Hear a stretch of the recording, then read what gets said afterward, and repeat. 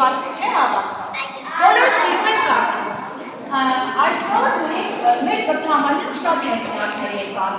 դա նախաս է, ինչ հեղինակներ եկած, մի եկեք հիշեք, որ հեղինակներ եկեք հիշեք։ Ջանի Ռոդանի։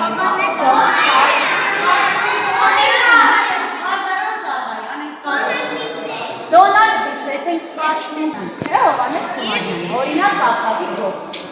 Ահա, հիմա մենք այսօր մի ջոպատների սատենիքի ուղիղի, մի ջոպատների համար մի սատենիկը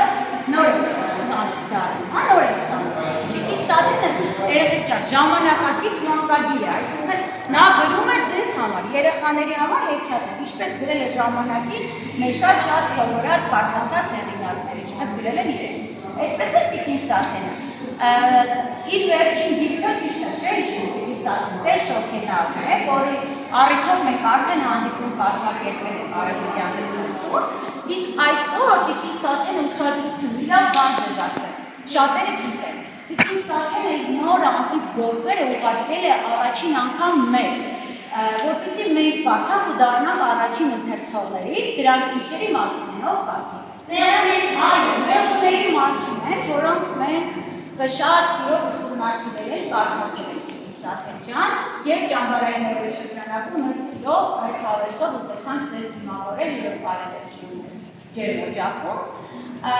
և ասել, որ ընթերցողական նախագծերը ավելի շրջանի ընթերցողական նախագծերի մասին այնուհետև կասենք օրակարգ։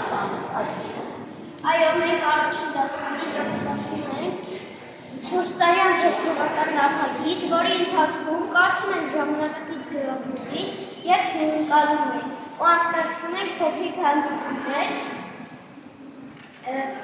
Մենք արդեն հյուրընկալել ենք Տիկին Սաթենիկին ու կարդացել նրա ձեր շոքենավը գիրքը և այս անգամ էլ նա նոր հեքիաթներ գրել, բայց այդ գիրքը դեռ չի տպվել։ Ընդհանրական է, կրկին բարև ձեզ փոքրիկ սիրուն իմ ընթերցողներ, ուրախ եմ, որ ինձ հյուրընկալել եք, շատ ջերմ ընդունելություն եմ ունեցել մի քանի անգամ ձեր կրթահամարում և միշտ սիրով եմ գալիս։ Գրում եմ հեքիաթներ ձեր տարիքի և մի փոքր ավելի փոքր, մի փոքր ավելի մեծ տարիքի երեխաների համար, այսպես շատ քիչ բանաստեղծություններ եմ գրում երեխաների համար, ունեմ մի քանի երգ, որ Լիլիթ Համբարձումյանի շնորհիվ նոր տարվա շատ գեղեցիկ երգեր, հուսով եմ կլսեք, այսպես ունեմ մի 6-7 հեղինակած գիրք հեքիաթների, մեր պիեսների ժողովածու, որ նորից ձեր տարիքի երեխաների համար է։ Գրում եմ նաև մեծերի համար, բանաստեղծություններ, արձակ ստեղծագործություններ և հուսով եմ, որ մեծանաք կկարդաք։ Այսպես, երկար տարիներ ասմունքել եմ, աշխատել եմ Հայ համերգում, որպես մենակատար ասմունքով, հանդես եմ եկել Արև Բաղդասարյանի անվան մանկություն, որպես հաղորդավար մենակատար և շրջել Հայաստանի տարբեր շրջաններում։ Հետո այնպես եղավ, որ դժվար էին տարիները և թողեցի Հայ համերգի գործունեությունը, մտա ստուդիա թատրոն, որտեղ ավելի շարժուն վերակատարումներ ունեցա հեքիաթներում, շատ սիրել են այգու շրջանը, որովհետև ես խաղում էի հեքիաթներում հերոսներ, որոնք ինձ շատ հոգեհարազատ էին և ինձ ավելի օգնում էին, որպեսզի ես ստեղծագործեմ երեխաների համար։ Իսկ ավելի մեծ տարիքում, որ ինձ համար սկսվեց ավելի դժվար լինել շրջագայելը, անկեղծ ասեմ, ես փողոցի եւ սկսեցի միայն զբաղվել իրականությամբ եւ հանդիպումները, որոնք ձեր հետ կայանում են, դրանք սնում են, ջերմացնում եւ փորձում եմ այդպես շարունակել ձեզ համար օգտակար,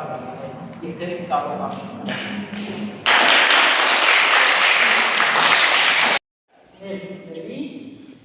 Ասեմ, որ մերմիկները շատ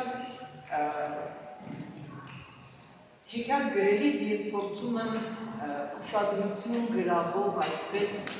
երևույթներ ունեն, որպեսզի նաև ձեզ համար հետաքրքիր լինի, որովհետև կարող եք գրել և ձեզ դուք չգա ու չկարդաճեն,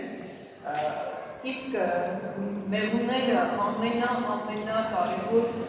միջակներից մեկն է այս աշխարհում երկրագնդի վրա, որ նույնիսկ ասում են, եթե մեղուները չլինեն, մարդիկ չեն ապրի, եւ հետո մեր ընտանիքից մենք մարդիկս սովորելու շատ բան ունենք, նրանց կանոնավոր ապրելու ձևը, նրանց մտածելու ուղղությունը, թեև մտածում են ինչա թե ինչ է, որ մենք մարդ ենք գիտակցությամբ, ես նրանք միջատել, բայց պարզվում է նրանց բնազդող իրենց անգամ կապված գույզերական շարժման և բնության հետ, որ իրենք ունեն իրենց կանոնները, իրենց ընտանիքի ամրությունը, իրենց այսպես փոքրիկ պետությունը չեն նույնիսկ, չէ՞, ես այդ պետակը ոնց որ փոքրիկ պետություն լինի, որից մենք սովորելու շատ բան ունեն, և ես փորձեցի հեքիաթով այդ իրենց սովորությունների որոշ մասը ներկայացնել։